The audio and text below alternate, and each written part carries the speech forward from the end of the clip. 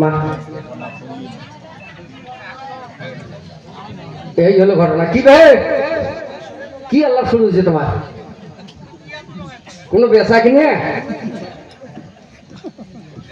অনুরোধ করো মা, কাউ করেন না। তোমরা মনে করবেন বললাম লাগলে এদি দেখবেন যে আমার যদি না দেখে বাবু, আমার যত চোখ, পিছনে চারটে, সামনে চারটে, ডাইনে চারটে, বাইরে চারটে, এইরকম আমরা চোখ ব্যবহার করি। মা কায় কি বলেন আমরা ইঙ্গিতে বুঝতে পারি। এই যে আরামের বিছনে হারাম করে পায়ে কষ্ট দিয়ে গরমের দিনও ফ্যানের হাওয়া ছাড়িয়ে শিখিয়ে মাও দিয়ে সন্ধ্যাখান কামবাড়ির ভোগে নির্নান বসে আছে। কিসের জন্য? কিছু কথা শোনার জন্য। তাহলে যদি আজকে কিছু কথা শোনার জন্য আজকে আরামের বিছনাকে হারাম করে ত্যাগ করে এই ফাঁকা জায়গাটার মধ্যে যদি 1 লাখে কমা গেলে বলে মা ওই ফাঁকা জায়গার মধ্যে বসিতে কত কায়দা করবেন কত যাবেন? এটা কে আসছেন কিছু শোনার জন্য? তোমরা এটা যে শুরু করছেন কার পাতাটা কেমন, কার পাতা কি আনি দিছে ছেলে। অনুরোধ করুন মা, কাউ ঘটর ঘটর করেন না। তাই দেখো এই এক কথা দুই কথায় কথাটা বেশি প্রকাশ হয়ে গেল। হওয়ার পরে ওই আনসারিয়ার কারণে এই কথাটা পৌঁছে যায়। আনসারিয়া ভাই বলছে ভাই রে এই কথা গোপনে বলার দরকার নাই রগিয়া, আমি আনসারিয়া কথা দিলে আমি কি করবো বিয়া। এই কথা বলার পরে আনসারিয়া বাড়িতে আসিল, সুন্দর করে ঘটককে ডাকে বলিতে লাগিল, ওরে ঘটক সাহেব একটা কাজ করো, এই মুহূর্তে আরো মক্কা মদিনা শুনিয়া বাগদার সামরুম কহ তোর কয়দিনাই তুরস্কে যাও গিয়া, আমি যেরকম শিক্ষক এইরকম শিক্ষিত একটা পাত্রী দাও মেলিয়া। আমি যেরকম শিক্ষক এইরকম একটা শিক্ষিতা পাত্রী দেখো, যা খরচ লাগবে সমস্ত খরচ মেয়ের বাড়িতে দিয়ে আমি মেয়েটাকে নিয়ে আসবো। এটা হলো শরীয়তের বিধান। ডিমান্ড নেওয়া চলবে না, দরকার নেই তার কিছু সহযোগিতা করা হয়। কি দাদা আমরা শাড়ি যখন এমনি নিবেন না পাই তখন এলাকা কি তোমার মেয়ের হক যেটা সেটা দেন। সাবাত তো নয়, নিজে তো যাবার নেই, বলে ওই জামাই বিলে যাবে ওইলে যাওয়াছুই যা করে করবে, বললে মোর হক নেই। এই তো হলো দুনিয়ার নীতি। আজকে দেখো কি কর্ম করে গেল। হ্যাঁ আনসারিয়ার আজকে দেখো পাত্রী খুঁজতে গই না চলে যায়, কোথায় জায়গা তন্ন তন্ন করে খোলা, এবার খোঁজ করিল গিয়া ওই রকম শিক্ষিতা পাত্রী পায় না রে খুঁজিয়া। বাগদাদ শরীফে যখন ওই না রে পৌঁছিল সুন্দর একটি এবার মেয়ের সন্ধান তখন যে পাইল। মেয়েটা খুব দেখতে ভালো। এবার দেখো নাম তার হালিমা, 30 পারা কোরআনের হাফেজ, কাঠুরিয়ার মেয়ে, দরিদ্র গরিব লোকের মেয়ে। ওই কাঠুরিয়া কেন হচ্ছে কাঠুরিয়া ভাই তোমার মেয়ে তো ভর যুবতী হয়ে গেছে, এই মেয়েটাকে বিয়ে দেওয়া ফরজে আইন। মুসলমানের ভর যুবতী মেয়ে যদি ঘরে থাকে বিয়ে দেওয়া ফরজে আইন। আমরা কি করি বলে এবার বিয়েটা কমপ্লিট করুক, বিয়ে কমপ্লিট করতে করতে আমি বিয়েও পাস করি আমার সাথে। জাতের মধ্যে একটা মেয়ে যদি কোরআন পড়নেওয়ালা জাননেওয়ালা শিক্ষিত হয় ওই মেয়েটার জড়িয়ে করে তার 14 গোষ্ঠী যাবে জান্নাতে। আর জাতের মধ্যে যে একটা মেয়ে কলঙ্ক ঘটায় ওই মেয়েটার জন্য তার 14 গোষ্ঠী যাবে জাহান্নামে। আমরা তো সেটা বুঝিনি বলে এবার এই মেয়েটা কমপ্লিট করলে বিয়েটা দেওয়া যায়। হ্যাঁ এতদিনের ভালোবাসা 2 মিনিটে আজকে একটা ছেলের হাত ধরে চলে যায়, বাপ মা চেনে না। তাই দেখো আজকে দেখো কি ঘটনা ঘটে গেল, সঙ্গে সঙ্গে ওই মেয়েটার সঙ্গে বিয়ে হলো। এবার আনসারিয়া ওই মেয়েটাকে এবার যা কিছু লাগে মেয়ের বাড়িতে দিয়ে বিয়ে করে নিয়ে আসলো। এবার গাড়ি গাড়ি এবার মানুষ হাইরে বেটি জোয়ার নাই, এই যে হ্যান্ডাই হচ্ছে চ্যাংয়ের হালির না কান। একটা ছেলে যদি বিয়ে করে নিয়ে এসে যদি শোনো অমুকের বেটা বিয়ে করে এসলে গাড়ি গাড়ি বেটি সরকার লাইন ধরে রে অমুকের বেটা বিয়ে করেছিল বউ খোনা ফেলে খান এনাদের দেখিয়েছি। কি দাদা বেটা সামনে দেখতে যায় না বেটি জমানের যায়? হ্যাঁ বেটি জমানের যায়, লাইন ধরে যায় দেখিয়েছে। তো যায় যায় তার সাথে এত সুন্দর ব্যবহার দেখাচ্ছে। মা কাকে বলা হয়? মাতে মাটি, ওই মতে মন্দির, মতে মসজিদ, মতে মক্কা, মতে মোহাম্মদ, এটা আমার জানতে হবে। মতে মদিনা। তাহলে এই মাটিকে এত মারধান করা হয়, মাটি কথা কয় কয় না। সেই রকম হলো মা। মা সবাই হবার পায় না আজকে, আর বাবাও সবাই হবার পারে না। এত সহজ নয় মা হওয়া, মাটির মতো হতে হবে খাঁটি। এই জন্য বলছে মাটির মতো হইয়া খাঁটি, পান করো জীবন মরণ, থাকতে ক্ষুধা প্রেম সুধা পান করে দাও পাগলা মানুষ। এটা মার প্রতি কথা। থাকতে ক্ষুধা প্রেম সুধা পান করে দাও পাগলা মানুষ, মাটির মতো হইয়া খাঁটি, পান করো জীবন মরণ। কোন তো জীবন মরণ কি বস্তুটা? গান জানো না।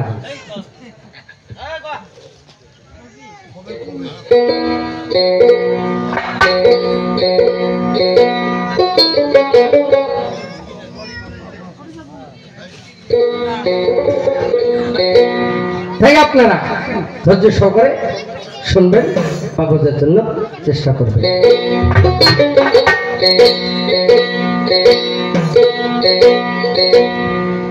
তাই ধৈর্য ধরে শোনেন কথা মন প্রাণ দিয়া, এ কি বলিব মজার কথা জবাতে যাই কইয়া। ও নাম এবার দেখো সুন্দর করে দেখো, ওইলা দেখো কি ঘটিয়া গেল। আরে বাবা, ওই মা দুঃখিনী আস্তে আস্তে স্বামীর ঘরে গেল। তাই নাকি? এত সুন্দর আদর্শ তার একলা চরিত্র গো, তাই সুন্দর করে আজকে দেখো সবাতে জানাই। হলো বিধি ওই লোকা মাঝি আমার করাইও পার, ওই আমি পাবি গুণের বান্দা দয়াল, আমি পাবি গুণের বান্দা দয়াল, কেমনে খবর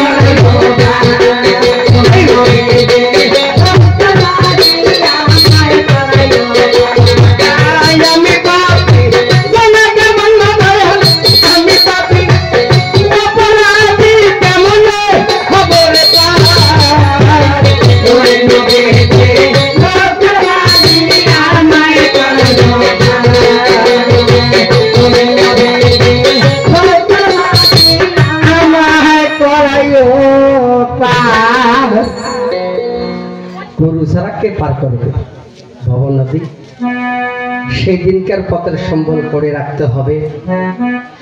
আজকে আমরা তোমরা যে কোনো ভাই আছি না কেন একটু ভাবনা চিন্তা করে দেখবো, এটা আমার ক্ষণস্থায়ী দুনিয়া। সুন্দর করে বিয়ে করে আনার পরে সব মেয়েদের মুখেই একটাই কথা, আনসারিয়ার স্ত্রী খুব ভালো, দেখতে ভালো, কথাবার্তা ভালো, চলন ফেরন ভালো, খুব ভালো। এই কথা শুনতে শুনতে কথাটা চতুর্দিকে ছড়িয়ে গেলেন।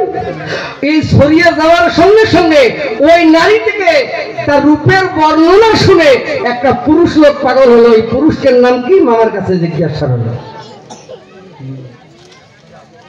এতগুলো বেরিচা মানুষ দেখিয়েছিলেন, সবার মুখে ভালো কথা প্রচার হয়ে গেল। হওয়াতে একজন পুরুষ লোক খালি রূপের বর্ণনা শুনছে, দেখেন পাগল হয়ে গেলেন। এই পুরুষটার নাম কি? আমার মামা আমিনুল ইসলামের কাছে জিজ্ঞাসা।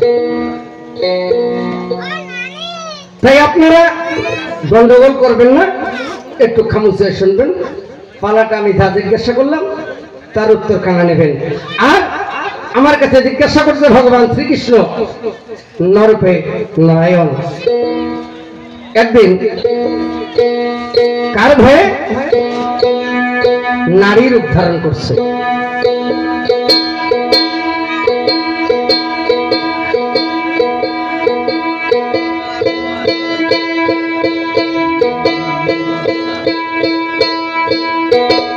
তাই দেখো, সুন্দর কথা জিজ্ঞেস করছে আমার কাছে গিয়া। ওরা ধীরে ধীরে সনাতন ধর্মের কথা বলিব খুলিয়া। আজকে দেখো ভগবান শ্রীকৃষ্ণ বিরাজ করে, দেখো তাই সবার কাছে আমি একটু অনুরোধ জানাই। নারদ মুনি নারায়ণকে জিজ্ঞাসা করলো গিয়া, সত্য কথাই ওই নারায়ণ বলো না খুলিয়া। ও দাদা, মুসলমানের 4 যুগে 4টে সালাম, আর হিন্দুদের 4 যুগে 4টে ভক্তি। কি দাদা হয় না? সত্য, তেতা, দাপর, কলি। 1 2 3 4 কি হবে? 4 হবে না? 1 থেকে শুরু করলে 4 পর্যন্ত আসতে গেলে কি কত গোনা হবে? 1 2 3 4। এটা না আসিয়া সত্য, তেতা, 1 না আসিয়া 1-এর পর 2 না আসি 3 ঢুকিয়ে। এটা জানে হয়তো হামালি খেলি শোনেন। তত্ত্ব অনেক বিশাল জিনিস, সবাই সব জিনিস সব জায়গায় বলা যায় না। 1-এর পর যদি এবার দেখো 3 না আসে, তাহলে কিন্তু খালি একটু ইঙ্গিত দিলাম রাবণ বধ হয় না। কথাটা ভালো করে শুনে যান। আজকে এই ভগবানকে বললেন, প্রভু আপনি কোথায় থাকো? বলে কেন? আমি দশচক্র নারায়ণ দশ যেখানে, আমি আল্লাহ ঈশ্বর গড ভগবান সেখানে। যেখানে হয় কবি নাম কীর্তন, সেই জায়গাটায় আমার মধুর বৃন্দাবন। তাই বলে হ্যাঁ। তো ভক্তের অধীন ভগবান নরূপে নারায়ণ। সত্য, তেতা, দাপর, কলি।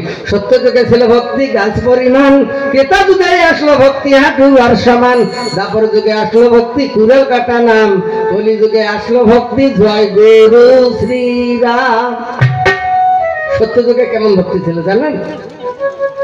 একটা গাছের গোড়া কেটে দিলে যেমন গাছটা ধারাম করে মাটির পড়ে, ওই রকম গুরু ব্যক্তি দেখলে, সাধু মহামনি ঋষি দেখলে মাটির লম্বা সুতিয়ে প্রণাম বা ভক্তি করত।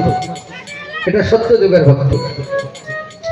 সত্য চলে গেল, তেতা যুগ ঢুকে পড়ল। তেতা যুগের মানুষ একটু ভদ্র হলো, চিন্তা করতেছে ভাই টাউন বন্দর যাবো, গুরুদেব আসবে না, গোটাই কেমন করি এই পোশাক করি, ধারণ করি পড়ি, একটু ভদ্র হলেন। তাহলে হাটুয়ার থেকেই মাটি ভরে তো অধিক ভরে। মুসলমানের নামাজ বলে যেমন সেজদা দেয়, ওমরা তখন হাটুয়া দিকে মাটি ফেলে ভক্তি দেওয়া শুরু করবে। এদিকে না ঝালিয়ে যাবে, এখানে তো গোটায় তো আর মাটি ভরে নাই।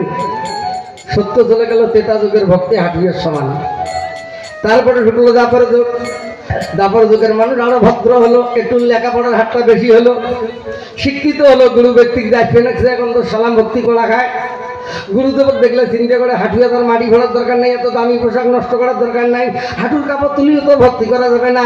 গুরুদেবক দেখতে কলে জয় গুরু, এটি আসিস না, এটি হচ্ছে কুড়েল কাটা নাম, এটি আসিস না, কাটি ফেলে না। এই যে কলির যুগ, এই কলির যুগের ভক্তি কেমন করে হবে জীবের মুক্তি? আমি বলতে চাই এই ভক্তির মধ্যে দাদা কোন মহব্বত নাই। একজন আসি একজন যায়, এ মায় গেলে জয়গুরু জয়গুরু সিরাম সিরাম, মানে শ্রীরাম দেখবে তখন এখন সিরাম সিরাম। ওই মুসলমানের দোষে হিন্দুর করে গতি একে গেছে, বুঝছেন? তাইলে আজকে আমরা কোন ভক্তিতে মুক্তি হব সেই কথাটা সবাই শুনবে।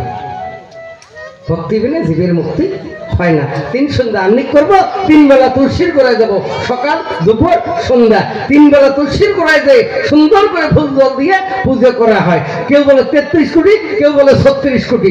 এক একজন মহাকন্ত সর্বশ্রেষ্ঠ বড় দেবতা কায়?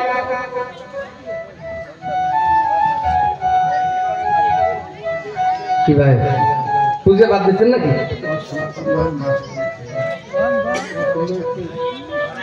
মায়ের কাছে বলা হয়েছে, পুরুষের কাছে নয়। যখন পুরুষের জিজ্ঞাসা করবো তখন করবেন কায় ভাই বড় দেবতা কায় তোমার? কার পুজো করেন? মসুম জ্বালায় মা। যাক আমরা চিন্তা করবে যে কার কথা বলা কই, পাকা ধানত দেয় নাকি মই, হয় না? সাহস করি তো কায় বড় দেবতা তোমার? মসুম জানেন না। 3 বেলা ভক্তি করেন না? 3 বেলা তুলসী গোড়াতে পুজো করেন। যখন সকাল দুপুর সন্ধ্যা 3 টাইম তুলসী দেবীর গোড়ায় যাওয়া হয়। তাহলে আপনাদের নারীদের কাছে সব থেকে বড় দেবতা হলো তোমার গৃহ দেবতার স্বামী, এটা জানেন? এইটার খেয়াল আছে। স্বামী দেবতা বড় নারীদের কাছে বলছি। গণেশ পূজায় করেন, লক্ষ্মী পূজা করেন, সরস্বতী পূজা করেন, তুলসী পূজায় করেন, যে পূজায় করেন না কেন 3 টাইমের বেলা যে কোনো এক টাইম স্বামী দেবতা বাড়ি থাকে, হয় সকালে নাহলে দুপুরে নাহলে সন্ধ্যা। তাহলে 3 টাইমের বেলা যে কোনো এক টাইম থাকে। এমন কোনো একটা নারী গ্রন্থ বলে আমি তুলসী দেবীর গোড়ায় যাওয়ার আগে আমি স্বামী দেবতার চরণে প্রণাম ভক্তি করি, তারপরে বাকি দেবতার পূজা করি। কয়েকজন সতী আছেন সনাতন ধর্মের মধ্যে? হাত তোলো তো দেখি। কেন করি কোন ধর্ম বিশ্বাস করো? মনটা সব ধর্ম বাদ দিয়ে সন্ন্যাসী হ্যাঁ বেড়া। সন্ন্যাসী কোন ধর্ম, কোন ধর্ম পালন করে? না অদূর হলো যাওয়ার পাবেন না, পথে কথা অতদূর না পারে। তাইলে আজকে গৃহ দেবতা তোমার স্বামী। যে দেবতা কোন বলে না মুখ আজকে মেনু সারিয়ে নিয়ে দেওয়া হবে, কাটা নাকা বেলায় জানিয়ে দেওয়া হবে, যেখানে চান সেখানে 5 টাকা কষ্ট করে আনি দেয়। কি দেয় না? আনে না না আনে আনে। তাহলে যদি আনি দেয় তাহলে এই দেবতার মতো আর দেবতা হয় না। যদি গণেশ কান তোর পুজো তো প্রত্যেক দিনে করো, স্বামীর পুজো এবার দেন তো তোকে পুজো করো। মোক একটা সেতুরি কপি আনি দিস তো দেবে? কি আনবে? আনবেন না। লক্ষ্মী পুজো করেন, সরস্বতী পুজো করেন, দুর্গা পুজো করেন, কালী পুজো করেন, বছরে বছরে একটা করে ঠাকুর বদলায়, ফির নয়া করে একটা করে কিনে নিই, ফির পুজো করি, করেন না? হ্যাঁ না করবেন? করেন করেন। এমন একটা নারী গেছেন, এবার সাহস করি কথাটা করবেন, এমন কোন নারী গেছেন কোন বছরে বছরে একটা করে স্বামী বদলে এবার ভাবেন?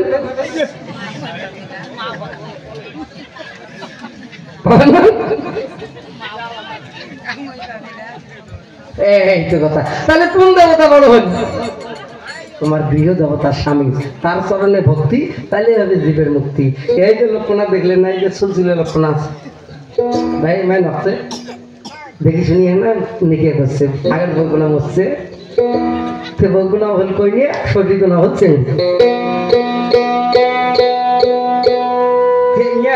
গান ছাড়িয়ে 2 একটু গরু আছে তো তারা ঘাস কাটে, ঘাস ছিলে। তোমার কিন্তু বড় ধান বেশি আছে না নাই? বড় ধানের আগে কিন্তু ঘাস আছে, ঘাস কাটে, ধান গোনা করে এগুলো করে আগুন গুলিয়ে একটু লম্বা লম্বা এতে ভর্তি আবার আমার অতি আছে কিন্তু কম, কিন্তু আমার তো চাইনিজ ধান আমারটা বেশি। আমার ঘাস কাটে ইয়ে সবজিও আসতে ধরছে, তেলা আসিও ধরছে, লাল টক একে ফল ফল এখন শাড়ি পেয়েছে, বেশ সুন্দর করে ঘোমটা দিছে, একটা মিষ্টির টোপলা হাতন দিছে, আর ঘোমটা এখন মাথার বেশি করে দিছে। ইমাইলা দেখি মনে মনে ভাবছে যে বিয়ে যদি এখন না করলো হয়, নিকেটা যদি এই কিছুদিন এখন না করলো হয়, এটাকে নিকে করলো হয়, মনে মনে ভাবতে লাগছে। হ্যাঁ, ইমাই খালি চালা চলুত করে মারে ভিত্তি দেখে, যখন বাড়ে বাড়ে দেখে ঠিক আছে সবজিগুলো তো টের পেয়েছে বলে জামাই বুঝি মুখ চিনছি না নাই চিনে অমন উলুক ভুক না খাইছে, তখন মাথার ঘন্টাকে না আরো বেশি করে দিছি। ইমাই এলা যখন আর মুখ দেখতে না পায়, না দেখতে পায়া ওই বেড়ি সড়ক দেখি কি গান ছাড়ি দিচ্ছে জানেন? ওই আমি কি তোর আপন ছিলাম না ওরে মহিনার মা, ওরে তোমায় সারা জীবনে বাসে না। সঠিক দিকে ওই গান বানছি, তুমি তো ছেলে ভাই তুমি সঠিক না জামাই আমার মালটা ঠিক আছে।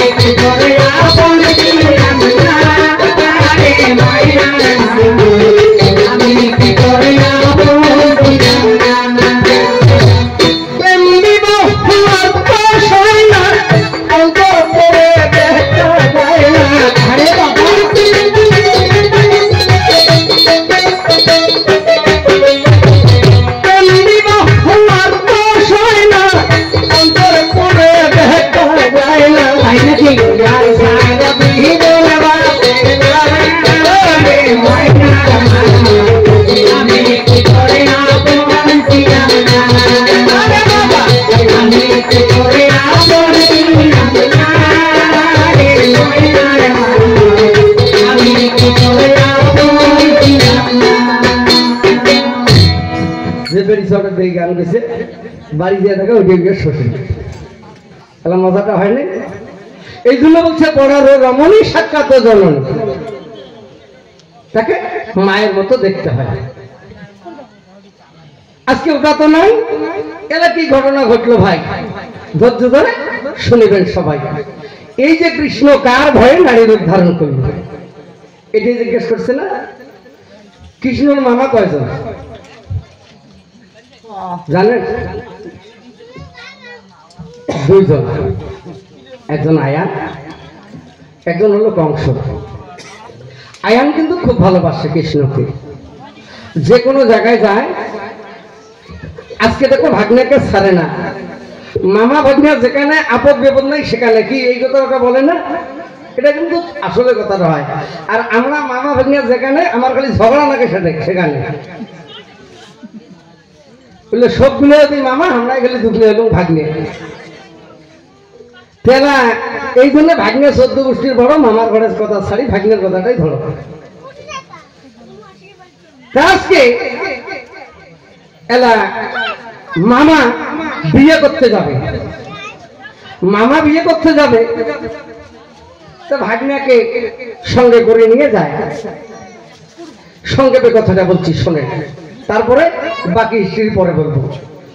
আজকে যখন ভাগ্নাকে নিয়ে যায়, যাইতে যেতে কাকে বিয়ে করতে গেল? রাধিকাকে। যখন বিয়ে করতে গেল, যাওয়ার পরে আজকে বিয়ার মণ্ডপে বসলেন। বসার পরে সুন্দর করে আজকে দেখো বিয়ের কার্য শুরু হয়ে যাচ্ছে। যেমন এবার দেখো 4টি কলার গাছ গেড়েছে, মাঝখানে একটা ঘট রাখছে।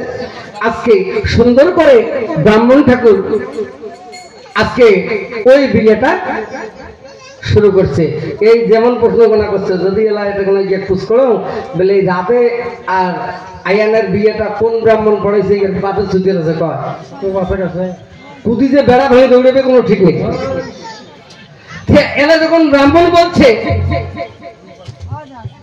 এবার আয়ানকে ডান হাতখানা ঘটের উপরে দেওয়া। ভগবান শ্রীকৃষ্ণ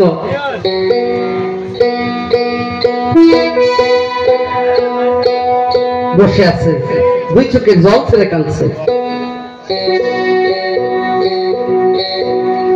যখন 2 চোখে জল ছেড়ে কাঁদছে, এমন টানে আয়ান বলছে, ওরে ভাগনা কেন কাঁদছো গিয়া?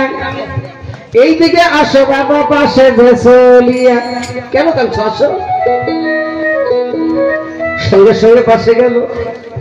যাওয়ার পরে বলছে, মামা তুমি ঘটে হাত দিয়েছো। ওগো মামা তাই, আমার মনের আশা আমিও ঘটে হাতখানা দিতে চাই। বলে তাতে তো কোনো অসুবিধা নাই, ঠিক আছে দে, আমার হাতের উপরে হাতখানা দে। ব্রাহ্মণ বলছে, হয় না, এখানে 2টি হাত থাকে, একজন পুরুষ একজন নারী।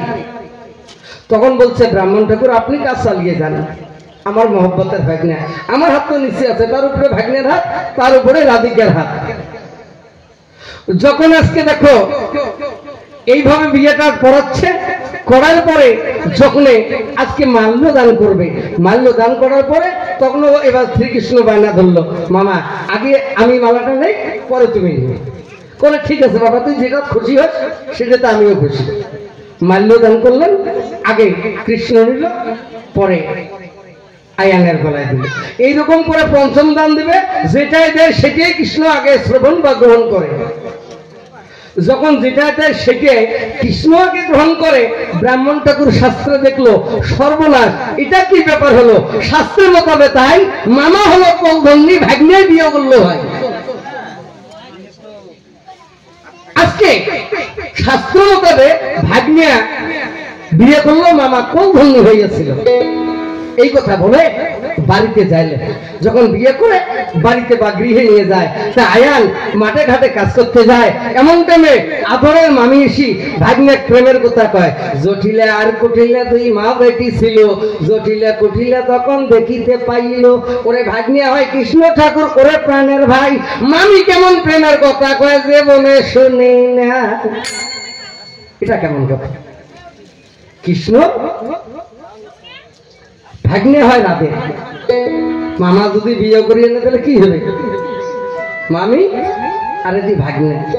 এই কথা বলার পরে সঙ্গে সঙ্গে আজকে দেখো এই কথাটা প্রকাশ হয়ে যাচ্ছে। আজকে আর সহ্য করতে পারে না। একদিন আয়ানকে বলল, ওরে আয়ান, রাধের স্বভাব ভালো না। বলে কেন? বলে ওই ভাগ্নের সাথে নটর পটর। বলে না, আমি বিশ্বাস করি না, সে সতী, তাকে দেখে বিয়ে করে আনছি, তাই কোনোদিনও এই খারাপই হইতে পারে নাই। বলে ঠিক আছে, তুমি আজকে কোথাও যাইও না, আজকে বাড়িতে থাকো, তাহলেই তুমি বুঝতে পারবে রাধে আর কৃষ্ণর মিল। বলে তাই? বলে হ্যাঁ। সেদিন আর বাড়িতে ছিল না, না থাকার অবস্থায় আজকে দেখো সুন্দর করে আয়ান বাড়িতে, এমন টাইমে রাধে আর ঠিক থাকতে পারে না। আজকে কৃষ্ণ ছাড়া বাঁচে না। ভগবান শ্রীকৃষ্ণ বলছে, মামা আছে ঘরে, কেমন করে দেখা হবে তোমার সঙ্গে মোরে? আজকে আমি যমুনায় যাই, ওই জলের ঘাটে বসে বাঁশি বাজাইলে তুমি যেও। সঙ্গে সঙ্গে বলছে ঠিক আছে, তাই হবে। এই কথা বলার পরে জটিলা কুঠিলা পাহারা ওই নাই আছে, তাই কেমন করে কৃষ্ণর সঙ্গে দেখা করবে ভাই? এমন টানে ভগবান শ্রীকৃষ্ণ বাঁশি বাজাচ্ছে, রাধে ঠিক থাকতে পারে না। এমন টানে রাধিকে কি করলো? কোন ছল পায় না, জটিলা কুঠিলা পাহারা। স্বামী এবার দেবতা ঘরে, কি বুদ্ধি করে, সঙ্গে সঙ্গে এবার দেখা ভরা কলসের জল ফেলে দিল, তাই কলসি নিয়ে যাবে যমুনে, দেখা হবে জল আনবে ভাই। এই জন্য সঙ্গে সঙ্গে এবার বলতেছে রাধিকা কলসি যখন নিল জটিলা কুটিলা বলতেছে কি গো কই যাও বলে কেন জল ঘরে নেই জল আনতে যমুনায় যায় এই জন্য বলছে ও সাজের বেলাতে ওরে কে তোর জল আনতে বলেছে ওই ভরা কলসি খালি করে মানে ভরা কলসি জল ফেলে দিছে যমুনাতে যাব তোরে ভরা কলসি খালি করে যমুনাতে যাব তোরে সোনার ফল ভেঙে দিব সোনার ফল ভেঙে দিব আয়ামের কাছে সাথের বেলাতে কে তোরে যার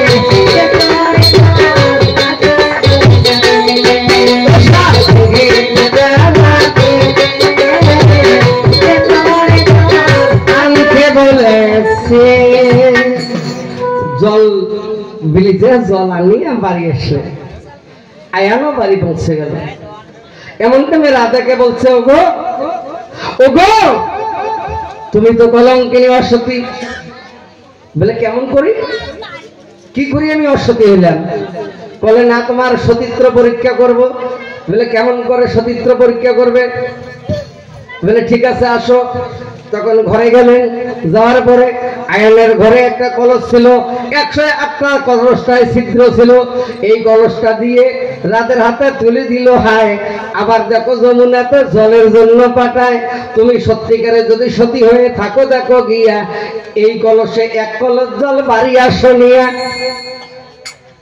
কি বুঝলেন যদি সত্যিকারে সতী আছো এই কলসটা 108টা ছিদ্র আছে এই কলসটা নিয়ে যমুনার থেকে এক কলস জল আনি যদি তুমি আমার কাছে দিতে পারো আমি জানি তুমি সতী আছো রাতে তখন এবার সৃষ্টিকর্তার নাম স্মরণ করে বলছে আমি তো কোনো পাপ কাজ করি নাই এবার শাস্ত্রে যার সঙ্গে বিয়ে আছে আমি তারই দেখা করতে গেছি ভগবানের নাম স্মরণ করে যমুনার থেকে ওই 108টা ছিদ্রওয়ালা কলস নিয়ে এক কলস জল নিয়ে আয়নের কাছে উপস্থিত করে দিল তাই এক ফোঁটা জল বাইরে পড়তেছে না হয় আয়ান চিন্তা করে ভিতরে প্লাস্টিক ভরে দিছে নাকি না দেখে ঠিকই আছে জল কলসিতে আছে জল বাইরে পড়তেছে না তোমরা তো রাধের জাতের নারী সেই যুগের বা নারীর একটু ক্ষমতা বেশি ছিল তোমার মনে হয় ক্ষমতা একটু কমে গেছে যাক বললে সুখে বাদ 107টা বাদ দিল একটা ছিদ্র করে দেওয়া হবে কলসির থলা কোন নারী পাবেন এক কলস জল আনবেন হাত তুলো তো যখন কয়জন সতী আছে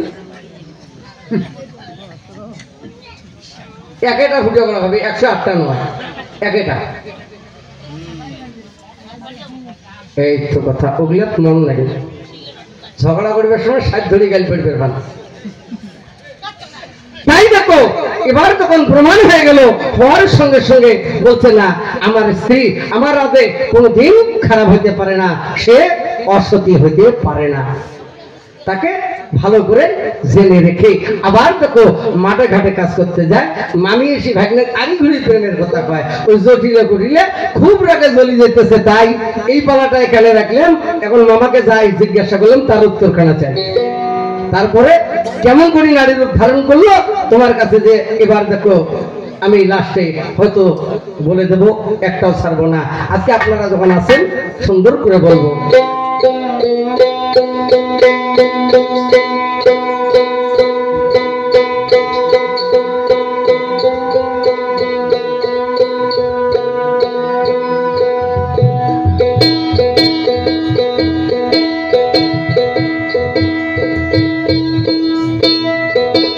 তাই আজকে আমি এবার দেখো আরেকটি গানকে কাছেরটা ছেড়ে দিচ্ছি, তাই আপনারা ধৈর্য ধরে শুনবেন, আজকে শোনার জন্য বোঝার জন্য চেষ্টা করবেন।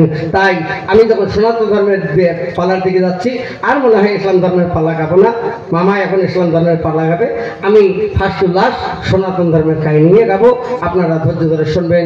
তাই সবার শ্রী চরণে আমার শতকোটি প্রণাম এবং নিবেদন রেখে একটি গান গেয়ে একটি কীর্তন গেয়ে আমি ছেড়ে দিচ্ছি। তাই হচ্ছে ভগবান শ্রীকৃষ্ণ বলছে, জয় জয় রাধা গোবিন্দ ব্রহ্মানন্দ,